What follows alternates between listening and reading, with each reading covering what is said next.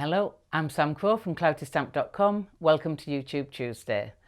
Today I'm going to do a gel plate project. It's one I did years and years ago when I first started really using Clarity stamps, and I loved it, and I thought I'll bring it back out now for YouTube. So I'm going to be using the smaller gel plate, the Clarity card, which is perfect for this. This is a small Clarity card because you get the white edge. It's a perfect fit for the gel plate, and obviously the acrylic block. It gives you a guideline to where you're putting your card as well, so that's brilliant as well. So I'm using the Twas the Night stamp set, and I'm using stamp number 3.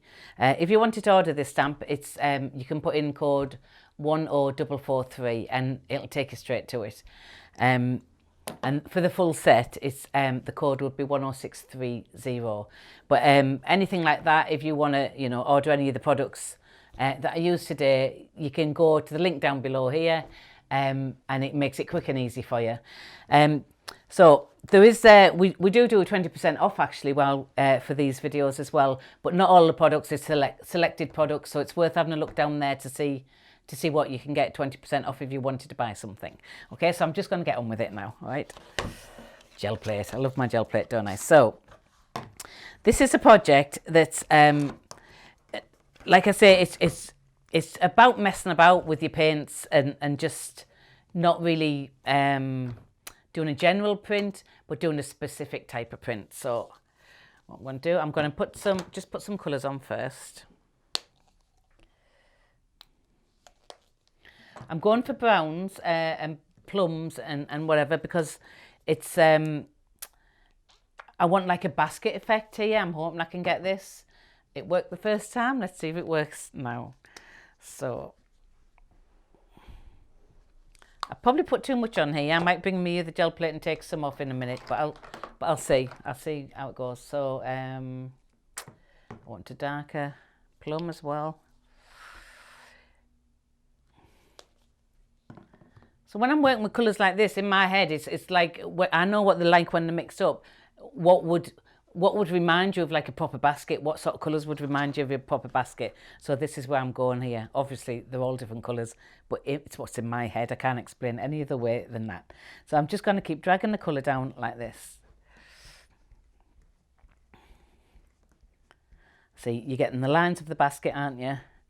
So when I'm doing a project, I think about what what it's going to be, what effect I want. And sometimes it happens and sometimes it doesn't. So I'm just going to keep going like this. I'm leaning over, aren't I? So I'll sit back up again. Right. So obviously it's quite a chunky little project, this, but you'll get a few prints out of it. So right, I need to add a bit more colour.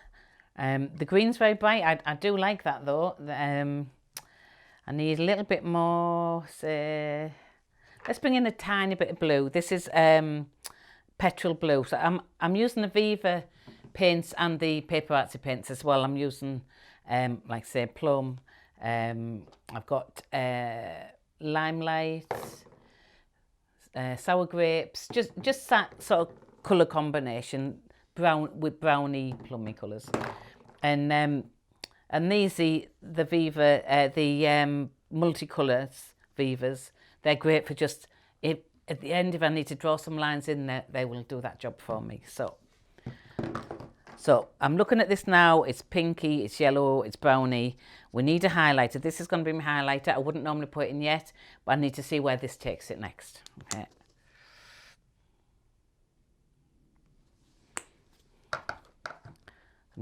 Watch your hands. I'm just going to keep dragging down. And try not to lean. It's really hard not to lean when you're doing this for some reason. So can you see I'm getting this pulled effect? This is what we're looking for. So I keep going. Maybe I won't worry so much about the colour combination yet. I just need to get the texture in there, don't I? So I'll go for that first.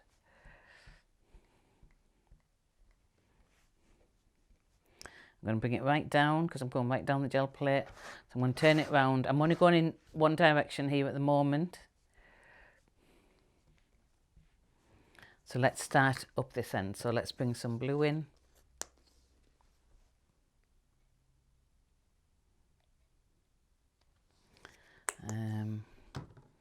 I don't think we need any more plum, do we? We've got a lot of that, so a bit of that.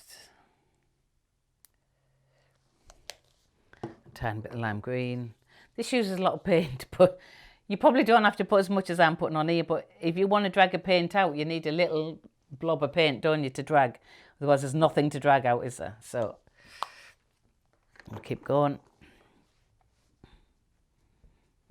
I'm just literally getting the paint, just dragging it down with the edge of this, dragging it in. You're getting all these lines. Now we're thinking basket, aren't we? So fill in. You don't really want any gaps here as much as possible. You want it all filled in.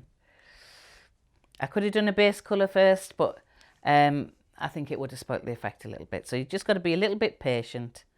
Just keep playing with it till you've filled most of it. Can you see? Can you see what I'm getting here?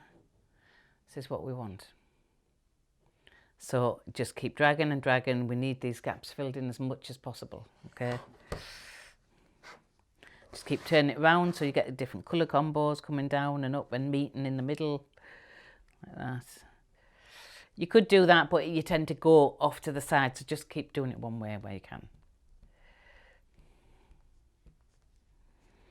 Right, I'm almost happy with that. I'm going to give this a little clean off.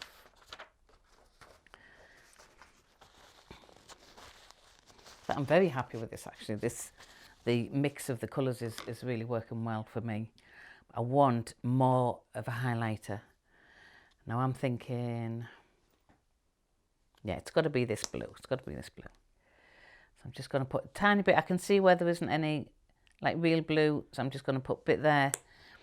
And what I pick up there I can bring across here as well, so let's just go for it.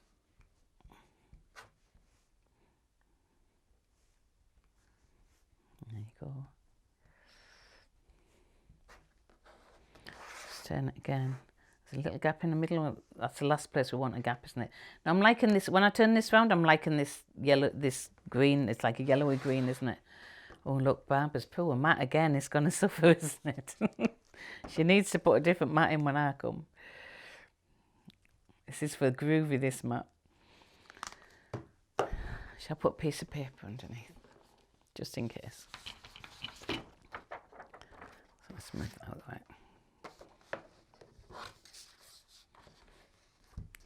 Right, so I'm nearly done with this. We're nearly there. See this? See how you just get one little streak of that green? That when you stamp this out, this is gonna look gorgeous. It's gonna make it pop, really. So you have to have some highlighting colours. Right, so how see-through is my gel plate? So however see-through that is, see on the back, that's what you're gonna get as your print, really. Okay, so I think I'm gonna go with that. I think that'll look good. So let's get my card. I'll see if I can get 2 prints. So I'm going to put this, don't forget to put your aperture. So we're stamping this stamp here, okay? So we want the middle clear because we need this white, black and white in the middle. So I'm getting an aperture. Barbara's cut these. I've been pinching all sorts from my craft room. So she's cut all these out with the square die set that we have. So I've just grabbed a load. So I'm going to put this in the middle. Like so. There you go. And then I'm going to put this down. And I'm going to use this acrylic block as my guideline for this to get it on straight. There you go. I'm just very gentle. You don't want to squash all that paint out, do you? So just gently tap it because you want the stripes. And there's so much paint on here, you don't have to be putting any pressure on. So, fingers crossed, it's going to come out right. Just going to put it down a little bit more. Just want a tiny bit more pressure. I'll say that I'm just really lightly stroking it here. Yeah, I think that'll do it. So, there you go. So we've got that. Okay. So we've got this left on the gel plate. So I'm going to take a second print. It's got a lot of paint here.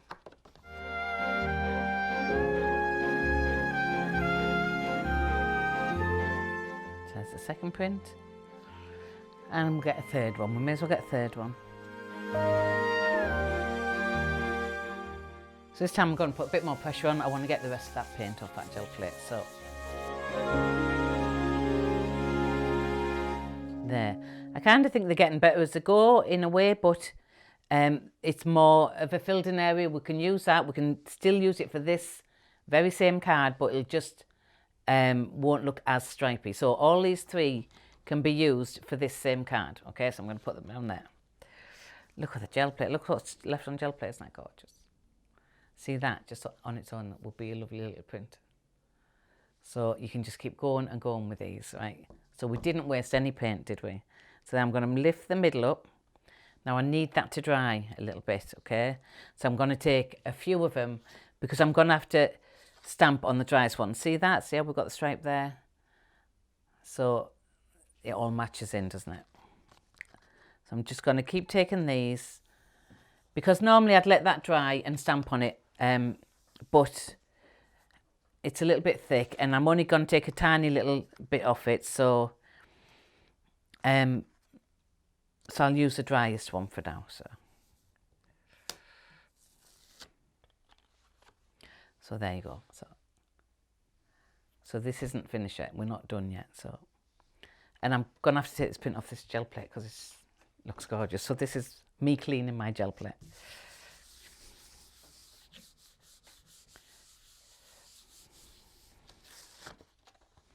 I didn't get it all off, but never mind. It's a print. Right, so I'll put that aside. We don't need that. Put the gel plate aside. So I'm going to decide which one to use here. So I like this one. It's got the most colour in. So it's not, we've lost some of the drag. So all I'm going to do, I'm going to come in and just drag it again on the card. You can't do this initially straight onto the card because it just wouldn't work. So the gel print is your tool. Then you do the finishing touches here, okay? I'm just going to put some deeper lines in. I'll put an aperture back over so I don't spoil that centerpiece. But then I can drag this back down here as much as I want. And the whole thing that we want from here is that drag of colour. This is what the project's about. I'm just dragging it down a bit more. Oh, went over the edge. What a shame. Don't go over the edge at home, will you? So I think, let's have a look next to the one. This is the one I would like to use with it, but it's going to be too wet. So I think that matches that perfectly now. It's going to work. But for purposes of the demo, I'm going to use a dry one, okay? So what we'll do now, we'll get this stamp. And we're going to stamp in the middle of our card. Oh, actually. Oh, I thought I'd put it all on the card, but I haven't. It's me aperture. I thought, oh, what have I done there? So I'm going to stamp in the middle of here.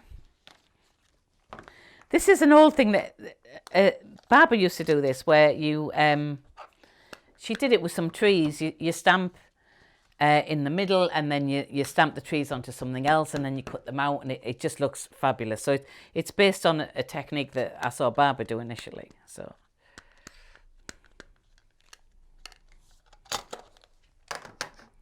I'm going to stamp a little baby in the middle. Beautiful, this set of stamps, absolutely beautiful. There's my little baby. And oh right, and then I'm going to put that aside because that's really wet and I'll probably put my elbow in it. And then I'm going to stamp the baby on here. No, this one. I need it more filled in, so I'm going to turn it. I'm going to do the stripe the other way because look at the stamp. We've already got the basket effect, so we want the colours to come in. Right, okay, I'll do it that way. We'll need the colours to come in as much as we can into these little squares, okay? So I'll do that.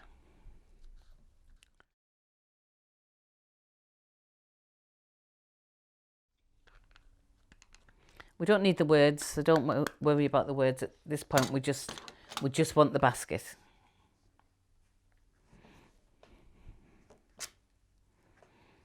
Right, and then I'm going to do a couple just in case. I like this one, you know, it's really sparse, but I really like it, but I don't think it would show as much as we'd like it to. No, it won't. So, that's this one.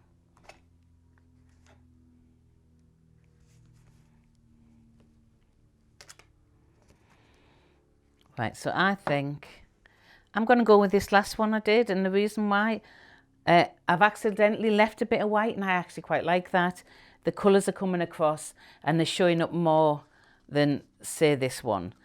So in my original, I used really dark colours and they did show up, but because it was so dark, you didn't have to see individual colours, but because of the colours I've used here, you kind of need to, for it to match the card completely. But that would work as well, and that would work. So I'll quickly cut them both out and see what we think. Glasses on for that. So I'm just literally, I'm doing fussy cutting. I'm just cutting a basket. That's all I need is this basket.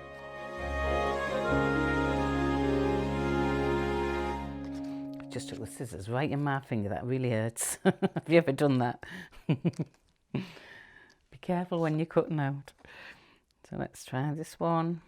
Sometimes when they're cut out, you can see them better. Sometimes the one you think wouldn't show up is the one that shows up the most, you know. So if you just do a few and cut them out anyway, and then pick which one you like.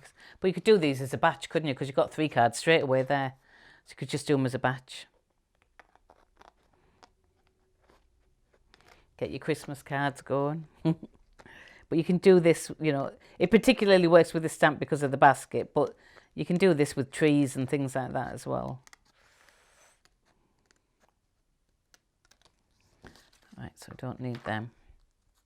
It would be lovely if I could do that, but, you know, I will do that later, but it needs to dry. There's a lot of paint on there, so see which one I think. I haven't cut that one out very well, but yeah, I think I'm going to go with that one because I really like that. That just stands out, doesn't it? It's really pretty. So then what we're going to do, we're going to put it on here. So we've already got the stamped image in the middle. I'm going to stick it on there and just see what happens. The whole card comes together, doesn't it? Because the basket is the same as that. I love this technique. And like I say, initially I saw Barbara doing this where you leave it in the middle and then you fill it in with the outside, like if you print it on papers or something like that. So it's a fantastic technique. A lot of our techniques we got from Barbara in the first place, didn't we? So I'm going to quickly glue this onto here.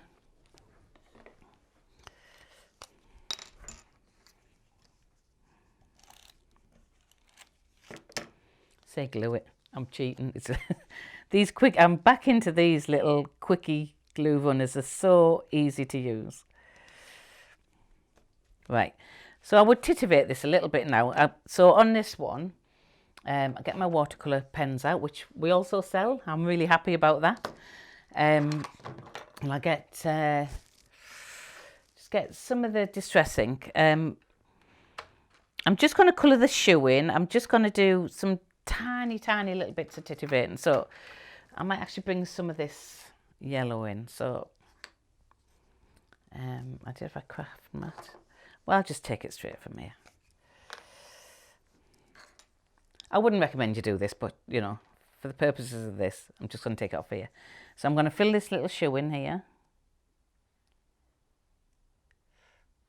I'm just going to maybe highlight this a little bit.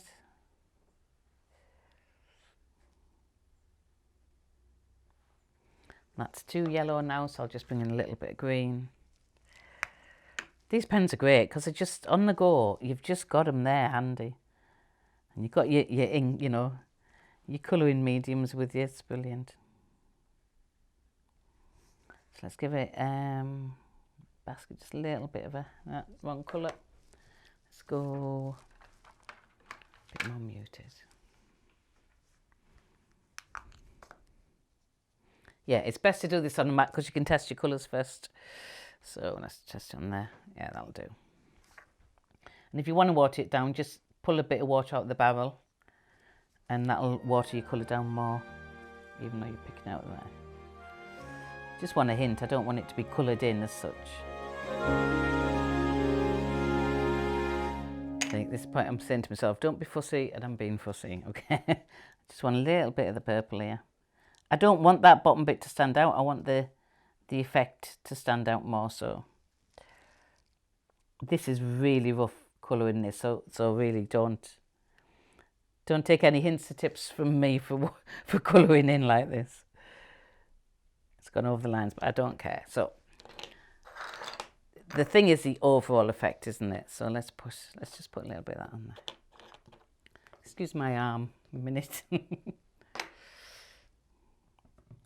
I'm going to put a little bit of the purple on but I want it really watered down, so I'm just leaning over to my mat there. So this here. I mean, I could have done this with the paint as well. There you go. That's what I want. I want it like messy coloured.